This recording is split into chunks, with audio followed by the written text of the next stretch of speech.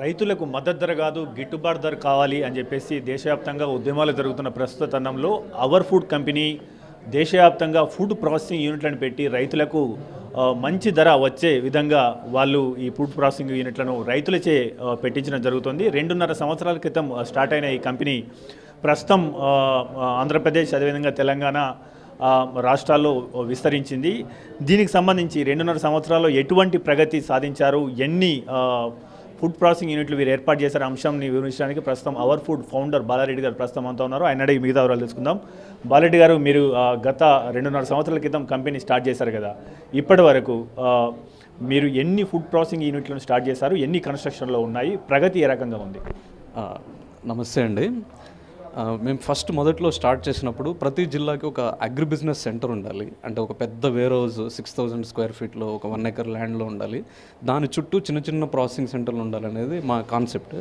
కానీ 1-2 agri business సెంటర్లు కట్టిన తర్వాత మాకు చాలా రెస్పాన్స్ వచ్చింది. అంటే దీనికి చాలా ఎక్కువ ఇన్వెస్ట్మెంట్ అవుతుంది. అండ్ ఇది చూసిన తర్వాత జనాలందరూ, మన ఫార్మర్ రైతు సోదరులందరూ మేము ఇలాంటిదే పెడతామని చెప్పేసి ముందుకొచ్చారు.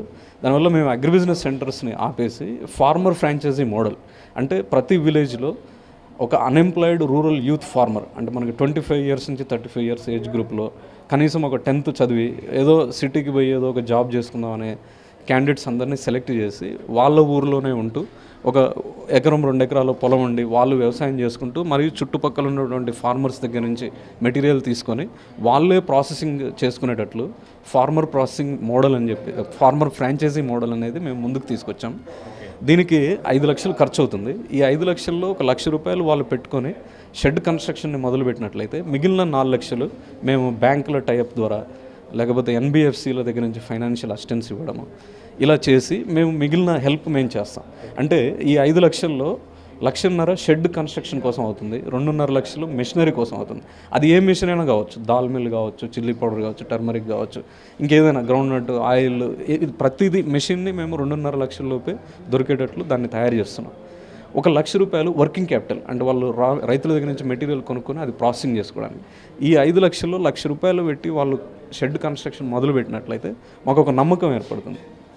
ఈ నమ్మకం వచ్చిన తర్వాత మేము మిగిలిన ప్రాసెస్ అంతా మొదలుపెట్టేసి మిగిలినవన్నీ కంప్లీట్ చేసేసి వాళ్ళకి complete training, quality maintaining, packaging వీటన్నిటి మీద కూడా పెట్టేసి అదే ఆ యూనిట్లని స్టార్ట్ చేపిస్తాం అనమాట. ఇప్పటికీ మేము 70 చోట్ల ప్రజెన్స్ ఉన్నది.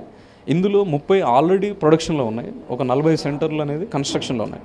ఈ జనవరి ఎండింగ్ వరకు తెలంగాణ, ఆంధ్రప్రదేశ్ ఈ 2 స్టేట్స్లలో 70, ఇందులో తెలంగాణలో ఒక 50 సెంటర్స్ రెడీ అయిపోయాయి, ఒక 20 సెంటర్స్ మన ఆంధ్రప్రదేశ్లో ఉన్నాయి, ఒక సెంటర్ కర్ణాటకలో స్టార్ట్ చేశాము, ఇప్పుడు మధ్యప్రదేశ్లో, మహారాష్ట్రలో కూడా స్టార్ట్ అవుతున్నాయి. ఇవి మే 2019 వరకు మేము దేశవ్యాప్తంగా, అంటే మేము స్టార్ట్ చేసినటువంటి 5 స్టేట్స్లో 500 సెంటర్స్ పెట్టాలనేది మా ఆశయం. ఆల్రెడీ అదే విస్తరణగా వెళ్ళిపోతున్నాము. ఇందులో దగ్గర ఒక 400 సెంటర్స్ వరకు తెలంగాణలోనే ఉంటాయి. అంటే ఓవరాల్గా, అంటే ఇప్పుడు మీ టర్న్ ఓవర్ ఎంత ఉంది? అదే 30 సెంటర్ల నుంచి ఆల్రెడీ ధాన్యం వస్తుంది కదా, మీ టర్న్ ఓవర్ ఏ రకంగా ఉంది? అదే in terms of processing centres కావచ్చు, అదేవిధంగా టర్న్ ఓవర్ కావచ్చు, మీ లక్ష్యం ఏంటి? ఇప్పుడు ప్రతి ఫార్మర్ ఫ్రాంచైజీ నుంచి కనీసం 3 లక్షల రూపాయల మెటీరియల్ అనేది ప్రాసెసింగ్ అవుతుంది. ఇప్పుడు ఉన్నటువంటి 30 సెంటర్ల నుంచి దాదాపు 1 కోటి రూపాయల టర్న్ ఓవర్ వస్తుంది. అదే కాకుండా మా ఓన్ సెంటర్స్ ఉన్నాయి, వాటి ద్వారా కూడా మేము టర్న్ ఓవర్ సాధిస్తున్నాము. ఇంకా రాను అంటే మాకు సెంటర్స్ ఎలా పెరుగుతుంటే అలా టర్న్ ఓవర్ అనేది పెరుగుతుంటుంది. ఇప్పుడు మేము 2025 వరకు ఇలాంటి లో కాస్ట్ ప్రాసెసింగ్ యూనిట్లని 10 లక్షలు దేశవ్యాప్తంగా స్టార్ట్ చేయాలనేది మా ఆశయం. దానికి తగ్గట్లు మేము అన్ని రకాలుగా జాగ్రత్తలు తీసుకుంటున్నాము, ఇన్వెస్ట్మెంట్ కూడా తీసుకొస్తున్నాము. గవర్నమెంట్ పాలసీలని కూడా మేము లో కాస్ట్ ఫుడ్ ప్రాసెసింగ్ సెంటర్లకి ఇవి మన గ్రాంట్స్ కానీ సబ్సిడీలు కానీ ఇచ్చేటట్లు మాట్లాడుతున్నాము. అంటే ఇప్పుడు తెలంగాణ గవర్నమెంట్ కూడా ఫుడ్ ప్రాసెసింగ్ మీద బాగా ఫోకస్ పెట్టింది. IKPల ద్వారా ఫుడ్ ప్రాసెసింగ్ యూనిట్లు పెట్టించాలని చెప్పేసి గవర్నమెంట్ యోచిస్తోంది. దీని గురించి మీరు ప్రభుత్వాన్ని సంప్రదించారా? తెలంగాణ గవర్నమెంట్తో మీరు ఏం కోరుకుంటున్నారు? ఇది చాలా మంచి అవకాశం అండి. ఎందుకంటే గవర్నమెంట్ కూడా ఇలాంటి లో కాస్ట్ ప్రాసెసింగ్ సెంటర్ని గుర్తించడం అనేది చాలా మంచి తరుణం ఇది.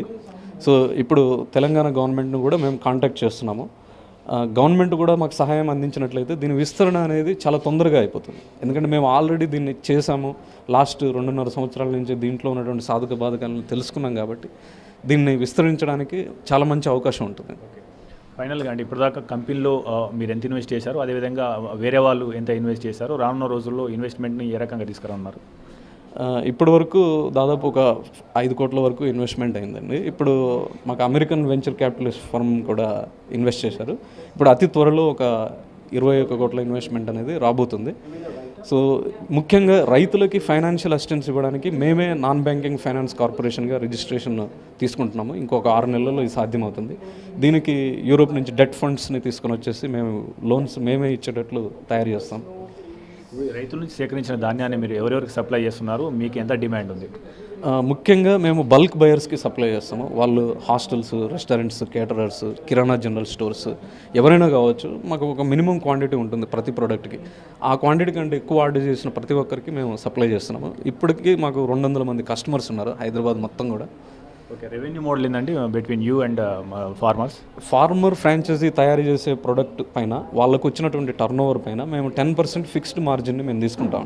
ఓకే, అందులోనే ట్రాన్స్పోర్టేషన్, మార్కెటింగ్, మా మేనేజ్మెంట్ కాస్ట్ ఇవన్నీ కూడా మేము తీసుకోవడం జరుగుతుంది.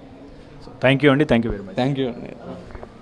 ఇది దేశవ్యాప్తంగా ఒక 10 లక్షల ప్రాసెసింగ్ యూనిట్లను పెట్టాలని, అదేవిధంగా తెలంగాణ గవర్నమెంట్తో పనిచేయడానికి మేము సిద్ధంగా ఉన్నామని చెప్పేసి కేవలం 5 లక్షల రూపాయలతో ప్రాసెసింగ్ యూనిట్ను ఏర్పాటు చేసుకునే అవకాశం ఉండదని, ఇందులో ఫార్మర్ కేవలం ₹1,00,000 చెల్లిస్తే మిగతా 4 లక్షల రూపాయలు మేమే వారికి ఎన్బిఎస్ల ద్వారా లేదా బ్యాంకుల ద్వారా వారికి అందిస్తామని చెప్పేసి రుణం ద్వారా అందిస్తామని చెప్పేసి బాలరెడ్డి గారు చెప్తున్నారు. కెమెరామెన్ సాయితో నవీన్ రెడ్డి, హెచ్ఎం టీవీ, హైదరాబాద్.